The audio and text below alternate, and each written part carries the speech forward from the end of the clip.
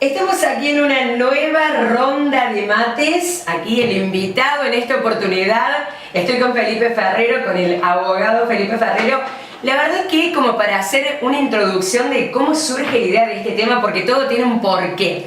Días atrás, participando de una charla relacionada con el tema de la discapacidad, empezamos a pensar sobre el tema de qué dice la ley en relación a las personas discapacitadas, de cómo las contempla en primer lugar y cómo las protege o cómo las acompaña, ¿sí? En esta etapa que hay situaciones que suelen ser muy dolorosas, muy conflictivas, situaciones que requieren de muchísimo dinero también para poder encarar tratamientos, porque todo depende de qué tipo de discapacidad estemos hablando. Así que en primer lugar lo voy a saludar a Felipe.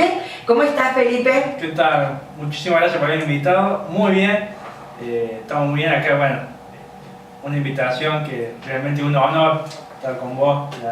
No solamente somos familiares, así que bueno, muchísimas gracias. Bueno, en primer lugar, Felipe, preguntarte ¿qué dice la ley sobre la discapacidad o cómo la podemos definir? Como para poder entender sobre qué personas vamos a después tratar, ¿sí? Bien. En la ley discapacidad solamente la divide en lo que es la discapacidad física, sí, y la psicológica o mental. La ley, cuando habla de la discapacidad, habla de una deficiencia de la persona, ya sea física, como dijimos, o también psicológica, en la que la persona no puede hacer la tarea de forma normal en relación a otras personas. Claro. ¿Qué quiere decir con esto? Que hay una limitación. Hay una limitación, perfecto. Lo que estaba pensando es, entonces, a partir de esa definición, de este concepto, entonces, ¿cómo hacemos para poder llevar adelante algún tipo de tratamiento y en las diferentes etapas de la vida? ¿Sí? Si uno pudiera comparar con otras situaciones para ir a la parte práctica, por ejemplo, cuando decimos hasta qué etapa de la vida un padre se tiene que hacer cargo de su hijo, y decimos en la niñez, en la adolescencia, en la adultez, hasta si sigue estudiando, si no sigue estudiando, como que hay toda una definición. En este aspecto, ¿cómo hacemos para acompañar a la persona que tiene una discapacidad en sus diferentes etapas? ¿Qué dice la ley de eso? Bien, antes que nada, la persona que es discapaz va a tener que conseguir un certificado de discapacidad. Punto sumamente importante. Importante para todo trámite que tenga que hacer, ya sea laboral, civil, administrativo, se va a requerir eso. Es decir, paso número 1. Un certificado de discapacidad. Ok. ¿Eso quién lo va a otorgar? ¿El médico de cabecera o el psiquiatra en su caso? Buenísimo. Ese es el primer paso. Y después, a partir de eso, ¿cómo seguimos? Hay muchas etapas. Por ejemplo, pensada desde el punto de vista de la etapa de la escolarización, ¿no? Todo un tema que ahora estamos hablando de la parte legal, pero también hemos hablado desde el punto de vista de lo psicoemocional y social, que significa, bueno, de decir a qué colegio voy a mandar a mi hijo, voy a mandarlo a un colegio normal, porque decimos, hoy se habla mucho de la integración y, bueno, pueden haber profesionales que estén asistiendo y acompañando. Voy a elegir un colegio especial, eso lo va a establecer el médico como corresponde. Pero decimos, ¿qué dice la ley respecto a la etapa de escolarización? ¿Cómo acompaña en este aspecto? Bien, como has dicho, es todo un tema esto, en la educación, en la ley. Como primera medida, siempre lo que el legislador ha intentado que la persona que es discapaz se haya podido integrar en el ámbito educativo. Te comparto el primer mate, sí. Muchísimas gracias. Bien, ¿y cómo lo integra? Siempre se le otorga un profesor, un maestro que esté dedicado al chico. Lamentablemente no tenemos ni la capacidad, no tenemos ni los números, estamos muy lejos de eso. Es un sistema, digamos, europeo.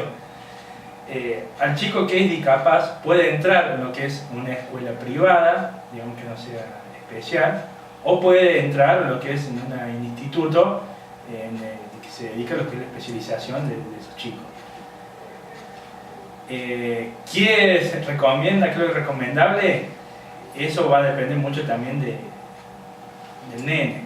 Claro, sí, sí, sí. Porque un chico que quizás se puede integrar con otros chicos denominados normales, para que vean que suena feo, pero bueno, así se lo denomina, o un chico que necesita estar integrado, pero con chicos que son similares a él y que tienen los mismos problemas. Ok, bueno, eso lo que estamos aclarando, y también lógicamente que estamos tratando de ver qué dice la ley y cómo debemos proceder. Muchas veces habrá familias que tienen en su casa, en su hogar, un niño que puede tener algún tipo de discapacidad, sea físico, sea mental, psicológica, y tiene todos los recursos económicos para llevar adelante todos los tratamientos, y ahí no tenemos ningún problema. ¿Por qué? Porque estamos hablando también de una situación de recursos. Hablamos que muchas veces cuando se tratan de enfermedades o de trastornos que son psicológicos o discapacidades en ese sentido, se requieren de muchos profesionales. Estaba hablando con Carolina Gastaudo en el contexto de esta charla y decíamos, necesitamos, por ejemplo, en el caso del autismo, como para citar un ejemplo concreto y como para graficar, necesitamos un fonoaudiólogo, necesitamos un médico clínico, necesitamos un terapeuta, necesitamos también un psicopedagogo, necesitamos un maestro especial que acompañe hasta que se diagnostica, es decir, todo el recurso económico que hay que tener, que puede pasar que la situación económica haga que uno se resigne y no pueda hacer el tratamiento porque no hay forma. Entonces también preguntar qué pasa con esto. Pensamos entonces en la salud pública, y cuando la salud pública no puede existir con toda esta demanda que tenemos, ¿qué pasa? ¿Uno puede pedir un recurso de amparo? Sí. ¿Cómo es? Con primero, es muy importante que tengan en cuenta que la obra social o el Estado tiene que hacerse cargo del 100% de los medicamentos para personas que son discapaces. Vamos a repetir esto porque es algo muy importante. Sí, es el 100%, no solamente el medicamento, la rehabilitación, la integración, si necesitan una psicopedagoga, una fonoaudióloga, el 100%, no hay excusa, aunque siempre esté. Con está la excusa, ¿qué hacemos? Nos tenemos que plantear un amparo de salud en la justicia, pedir una medida cautelar que se le otorgue lo que es el tratamiento a la persona, porque como sabemos la justicia no es ciega solamente, sino inválida. Tenemos tiempos muy largos, entonces para que la persona no se vea desfavorecida por ese plazo tan largo, que haya medida cautelar que se le empiece a cubrir el tratamiento que merece y que necesita.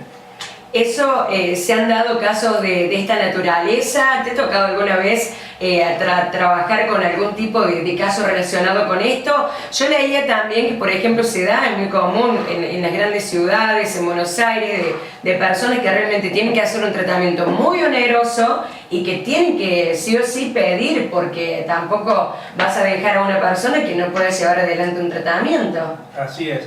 Lamentablemente me ha tocado en distintas ocasiones asesorar a personas en donde la obra social no le cubría el 100% del medicamento, personas con síndrome de Down que tienen problemas cardiológicos, donde la medicación no le llegaba y era urgente.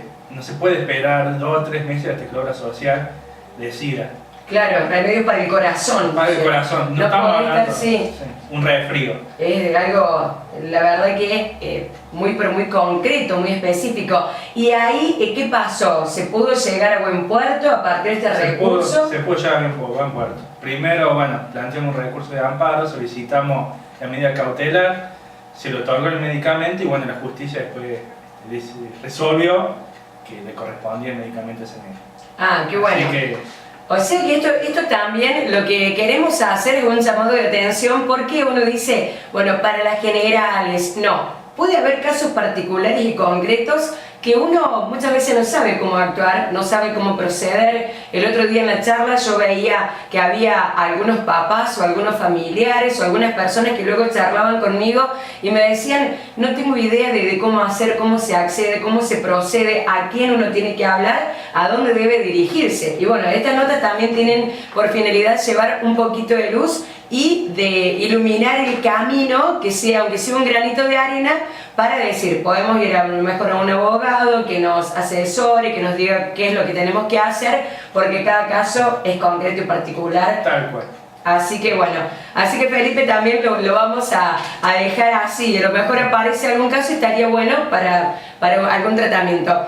Estaba pensando también algunos puntos importantes de lo que dice la ley con el tema del transporte. ¿Qué dice el transporte?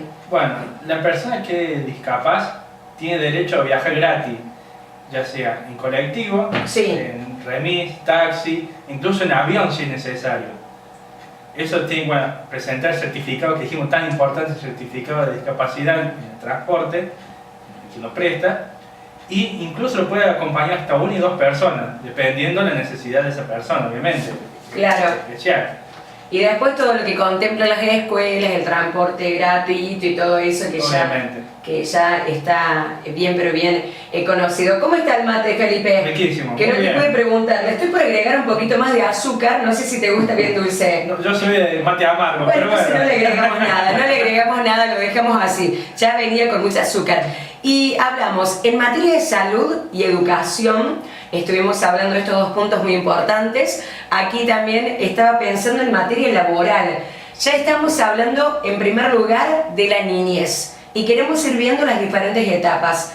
Cuando una persona que tiene una discapacidad, sea cual fuere, de acuerdo a cómo se la contempla y se la concibe desde el punto de vista legal, llega a la etapa de la adultez. Y acá en Argentina hay problemas para toda la sociedad para conseguir un trabajo. Así que no estamos hablando solamente de la persona discapacitada, sino es un problema generalizado que cada día hay menos oportunidades laborales.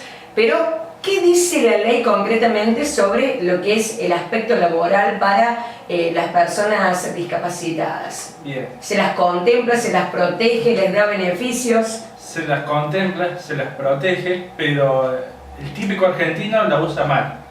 ¿Por qué decimos esto? ¿Qué pasa con esto? A ver. Bueno, vos a una persona no lo puedes discriminar en el trabajo. Es decir, yo no te tomo porque tengo una discapacidad mental, porque tengo una deficiencia mental. Pero sí vos podés decir, yo no te tomo porque no sos idóneo para este trabajo. Eso está en el artículo 16 de la Constitución Nacional. Entonces, muchos empleadores se agarran de ese artículo y dicen, no, yo no te estoy tomando porque no soy idóneo, pero cuando esa persona tranquilamente puede realizar otra tarea.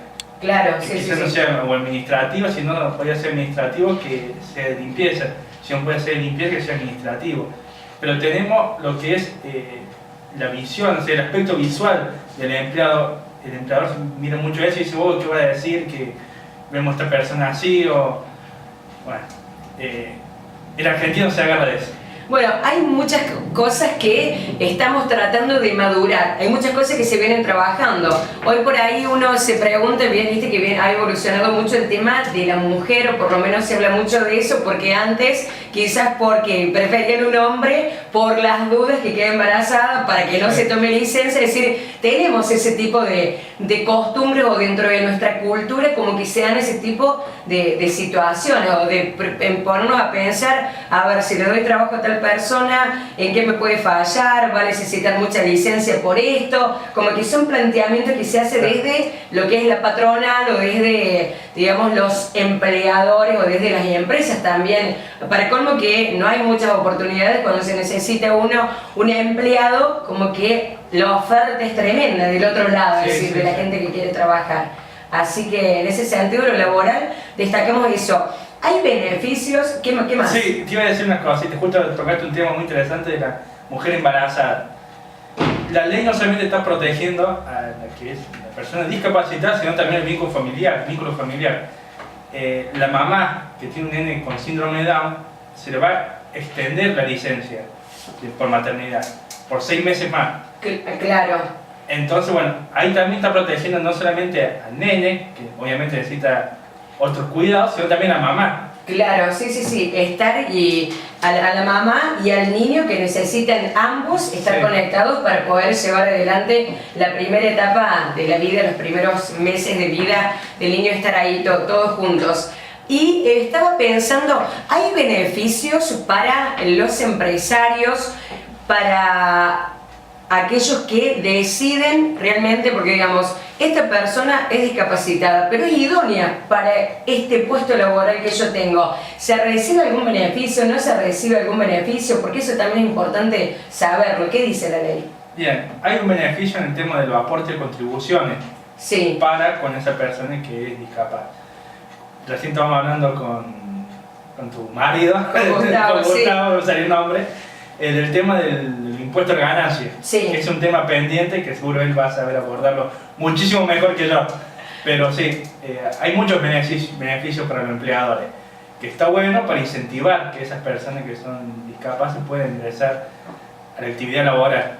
Bueno, decíamos recién, a modo de ejemplo, que en nuestro país tenemos que la vicepresidente, bueno, tenemos ahí con una discapacidad. También en los diferentes estamentos, en la parte pública también se contempla todo del porcentaje de personas que deberían estar trabajando. Bueno, cada uno con sus particularidades y depende de cada municipio, depende de su estatuto, de si es el gobierno de la provincia, si es el gobierno de la nación, pero como que también se está tratando de hacer abarcativo. Ahora bien, una apreciación, porque muchas veces decimos la ley como que está muy linda, muy completa, muchas veces nos sentamos y leemos el espíritu de la ley y decimos que tiene que funcionar bárbaro, pero a la hora de aplicarla, ¿cómo se da? Bien, son palabras brillantes. La ley es hermosa, la teoría es espectacular, vamos a la práctica y nos encontramos con un muro de 3, 4, hasta 10 metros. Estamos muy lejos de poder llegar a la práctica de lo que es la ley. Más que todo el tema de salud, de seguridad social, en el aspecto laboral también. Creo que en todos los ámbitos estamos muy lejos. En la educación, por ejemplo, las maestras el Estado tiene la obligación de capacitar a toda maestra para que puedan enseñar a una persona con discapacidad mental. Y estamos muy lejos de eso. Como que estamos dejando de lado. Y no solamente, algo que quiero dejar en claro, podemos tener la mejor ley del mundo, pero si no mejoramos como personas, la ley no nos va a servir. Claro, depende también de la parte humana de cada uno. Tal cual. Seguro. Sí, porque si tenemos la ley y nos vamos a beneficiar por ella, usándola, llegando a los límites de la misma, no nos sirve. O si tenemos la ley de no discriminación, pero buscamos los huecos para discriminar, tampoco nos sirve. Es como todo, depende de los valores, la construcción de los valores es la base de todo, ¿no? Exacto. Bueno, Felipe, ha sido muy amable, muy interesante esta nota y le vamos a recomendar a la gente que cualquier inquietud, también estás trabajando con este tipo de temas. Yo te consulté porque realmente me parece muy importante hablar sobre cuestiones que uno va a un lugar y decís, mira vos, hay mucha gente preocupada por esto, que a lo mejor uno encerrado en su lugar de trabajo no toma conocimiento, o por no ser un tema que está tremendamente generalizado. Sin embargo, hay muchas familias, muchos hogares que no saben cómo proceder en este tipo de casos. Pero, volviendo a lo que decíamos recién, que cada situación tiene sus particularidades y sus detalles, es decir, cada caso es único. Si no habla con un profesional que lo pueda asesorar por lo suyo, es imposible que sea tan abarcativa la nota. Gracias por tu tiempo, Felipe. Muchísimas gracias por haber invitado y un gusto. Como cierro todas las notas, buena estrella.